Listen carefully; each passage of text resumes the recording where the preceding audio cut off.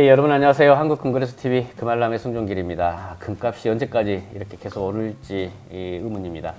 이 많은 해외 나라들에서는 금의 매수세가 거의 광풍에 가깝게 불고 있고요. 20년 가까이 이 업을 한 저로서는 지금 현재 이 현실이 두려운 생각까지 들고 있습니다. 자, 어떤 내용이 있는지, 앞으로 금값이 어떻게 또 변화가 있을지 해외 전망 기사 짚어보는 시간 갖도록 하겠습니다. 네, 금값 이번 주 들어서 2,200불이 넘어섰고요. 그람당 기준가는 94,000원, 던당 가격은 35만 원을 넘겼었습니다. 1kg 소비자 판매가는 1억 700만 원에 육박했고요. 던당 가격은 44만 원 현재 하고 있습니다. 실버도 1,000원 미만대 형성됐던 게 1,067원에서 2,100원 선까지 3%를 보이고 있고요. 플래티늄은 39,000원, 팔라듐은 44,400원 수준의 기준가를 형성하고 있습니다.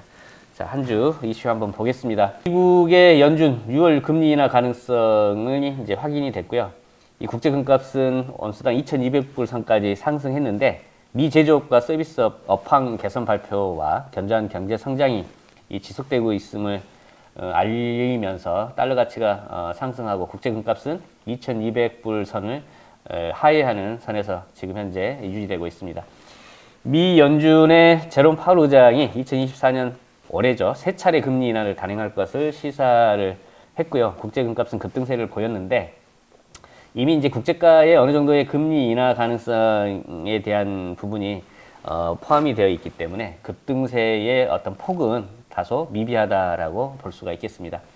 자, CNBC는 금 가격 상승은 계속될 거고 2024년 하반기에는 온수당 2,300불까지 간다라는 전망을 내놨고요. 이 중앙은행이 계속해서 기록적인 금액으로 금을 매입함에 따라 금 가격이 앞으로 더 오를 것이다 라는 분석치도 내놓고 있습니다. 금리가 낮아지면 금 매수에 대한 그 수요는 더 커질 것으로 보고 있고요.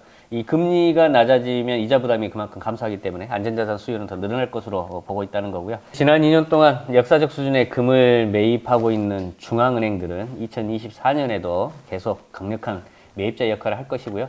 이 중국이 최대의 매입자 역할을 해줄 것으로 보고 있습니다. 이 지금 현재 중국 상황은 경제가 공경에 처해 있고요. 부동산 부분도 여전히 이 안전자산의 수요를 증가시키는 요인으로 지금 보이고 있고, 이 개인 금 투자는 여전히 활발하다고 합니다. 이 러시아 우크라이나 전쟁을 지켜보고 있는 폴란드 또한 2023년에 130톤의 금을 구매를 했고요. 이 폴란드는 안정적인 어떤 열망이 있어서 금 안전자산인 금을 계속 사들이고 있다라고 하는 분석이 되겠고요. 현지 언론 보도로 따지면 폴란드 중앙은행 총재가 2021년부터 금융안보 강화를 위해서 100톤의 금을 구매할 계획을 이미 발표를 했고 2023년에 더 사들였다라고 하는 그런 부분이 되겠습니다. 자, 키코발 뉴스입니다. 터키인들은 저축한 돈을 지키기 위해 금 밀수꾼들을 찾고 있다. 지금 현재 터키 상황이 인플레이션 상황이 굉장히 안 좋은 걸로 보여지고 있고요. 이 시민들은 안전자산에 대한 프리미엄이 치솟고 있는데도 불구하고 금을 계속 사들이고 있다라고 합니다.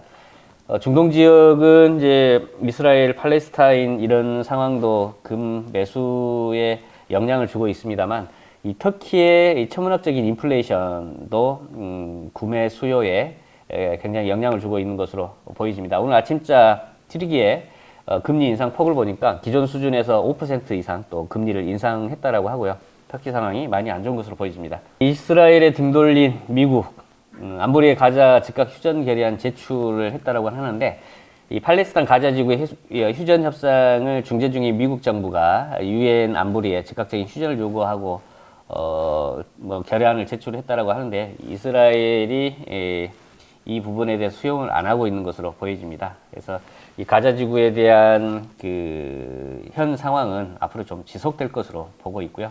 다음은 뉴욕 맨해튼의 2월 부동산 공실률이 사상 최고라고 합니다. 상업용 부동산 시장 침체 우려가 계속 증가가 되고 있고요.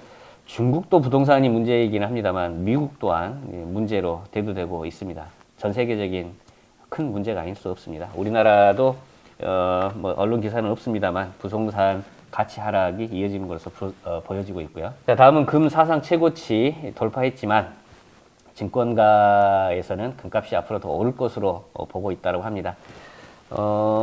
계속 그 금값은 상승할 걸로 보고 있고요. 2200달러 온수당 넘어서서 온수당 3600달러, 심지어는 온수당 4000불까지도 상승이 될 것이다 라고 하는 국내 뉴스도 있네요.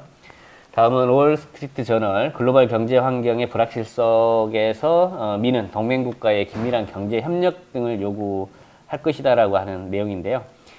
미국이 지금 현재 굉장히 재정 부채가 증가가 되고 있고 지불 능력 또한 있는지는 의문입니다만, 지정학적 불안정 등의 대내적인 이 요인으로서 도전에 직면했다라고 하고요.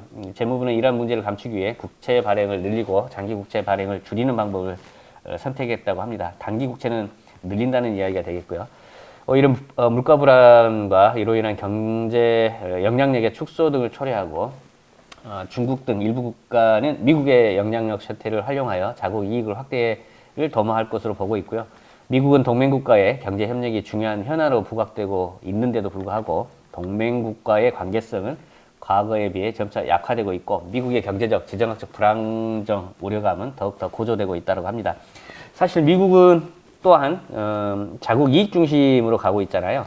한국의 반도체를 좀 더 억압한 듯한 느낌이 들고, 대만과 일본과는 좀 우호적인 관계를 맺고 있지 않느냐라고 하는 저도 개인적인 생각을 가져봅니다.